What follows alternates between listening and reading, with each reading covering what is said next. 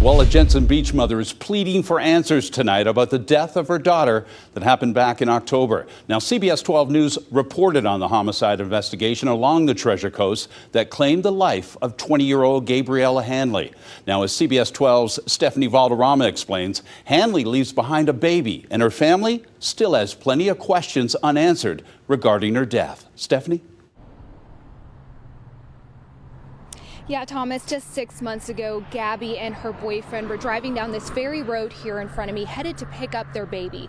Now it's the site of a makeshift memorial for Gabby. Where 6 months in and her family is not any closer to getting answers. Now her daughter's going to be growing up without a mother. Nicole Vigilante is heartbroken and growing more frustrated by the day that her daughter's death remains unsolved. 6 months, and no one is arrested for this. Nicole agreed to speak with CBS 12 News about her daughter, Gabriella Hanley's death, choosing to not disclose her location out of fear for her life and to protect the granddaughter she's now left to raise. I know Gabriella would want me to protect her daughter. According to Nicole, on the evening of October 5th, Gabby went to work at a local restaurant.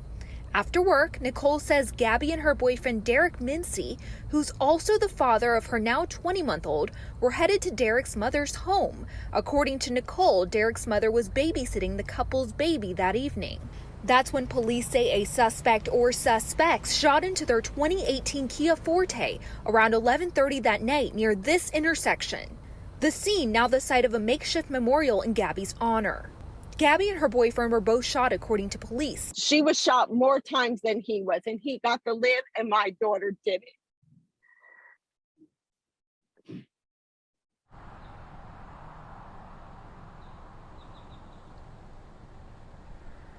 So there's a lot detectives say that they can't share with us when it comes to this case because it could compromise their investigation. But police say, and Gabby's family says, if you happen to know anything, please come forward with information to give her baby daughter the closure she deserves. Many people across the country are celebrating a historic day. Judge Ketanji Brown Jackson becomes the first black woman and the first Floridian to be confirmed to the U.S. Supreme Court. She was raised here in South Florida and has a special connection to a local county leader. CBS 12's Lily Ortiz explains.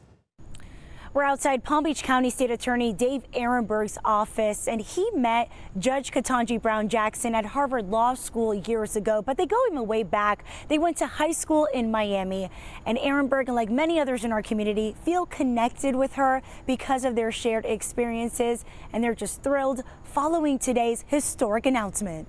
The yeas are 53, the nays are 47, and this nomination is confirmed.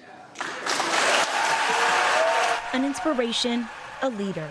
That's how Palm Beach County State Attorney Dave Ehrenberg describes Judge Ketanji Brown Jackson following her Senate confirmation as the first black woman to serve on the highest court in the country. But also, she's the first Floridian on the Supreme Court. So all of us in the Sunshine State should take great pride in her confirmation today. Born in Washington, D.C., Jackson's family came to South Florida early in her life. Ehrenberg crossed paths with her while participating in a high school debate in Miami. Then years later, at Harvard Law School. She was held out as the model. So when we all learned debate, she went up on stage and really taught us how it's done. I mean, no one wanted to compete against her because she was the best when it came to oratory. She faced a contentious confirmation process.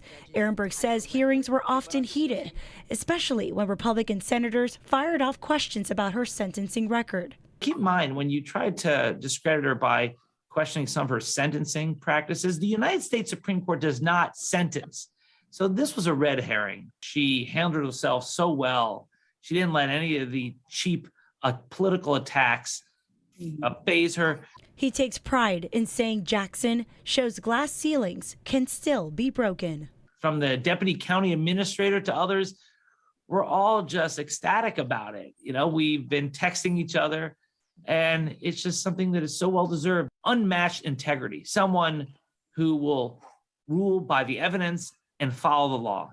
She is set to begin her position next term, which begins in October, and she will be taking the seat of Justice Stephen Breyer, who is retiring. State lawmakers continuing their calls for a special legislative session in Tallahassee that would tackle the state's growing property insurance crisis.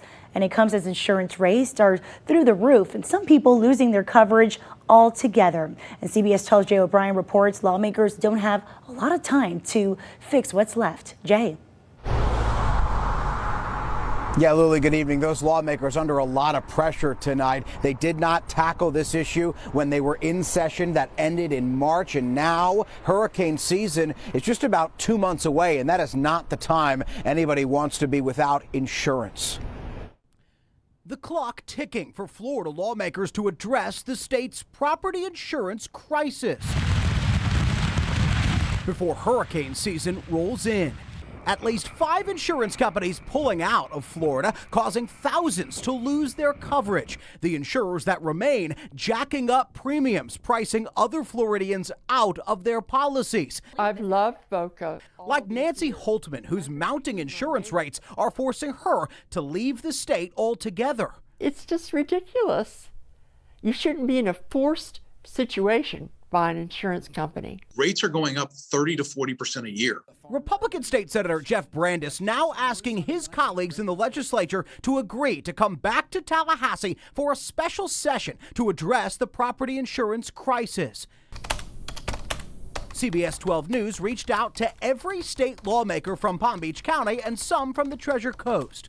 Almost every Democrat who responded supporting holding a special session as soon as possible. Wellington Democrat Matt Wilhite, ranking member of the Insurance and Banking Committee, saying he'd support another round at the Capitol if lawmakers developed a plan to tackle the insurance crisis before the session were to begin.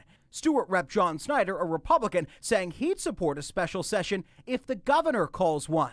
We will be able to come back in. DeSantis has signaled he's open to some kind of a fix for property insurance, but leaving the door open on when. Some lawmakers signaling the issue won't be addressed until November after the election. But Democrats blaming the governor and Republican leadership for ignoring the problem as time runs out. Unfortunately, we didn't spend enough time focusing on it when we had everybody's attention. And the big concern is, what if there is a disaster?